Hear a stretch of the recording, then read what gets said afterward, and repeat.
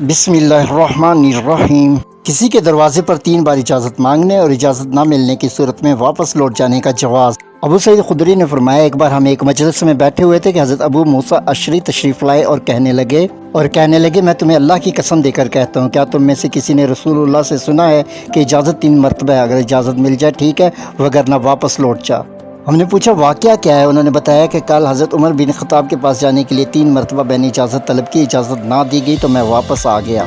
फिर आज दोबारा उनके पास हाज़िर हुआ और उन्हें बताया कि कल मैं हाज़िर हुआ था, 3 बार इजाज़त चाहिए, ना मिलने पर वापस आ गया। आपने फरमाया, हम किसी काम में मशगूल थे, तुझे चाहिए था मुसलसल इजाज़त मांगते रहो। हज़रत अबू मूसा ने कहा कि मैंने इसी तरह इजाज़त मांगी जैसे कि मैंने रसूलुल्लाह से सुना है। तो हज़रत उमर बिन ख़त्ताब ने कहा, इस हदीस का गवाह पेश करो वरना मैं तुम्हें सज़ा दूंगा। हम में से अबू सईद खुदरी उनके साथ गए और हज़रत उमर बिन ख़त्ताब के सामने ये गवाही दी। सही मुस्लिम शरीफ हदीस नंबर 5622।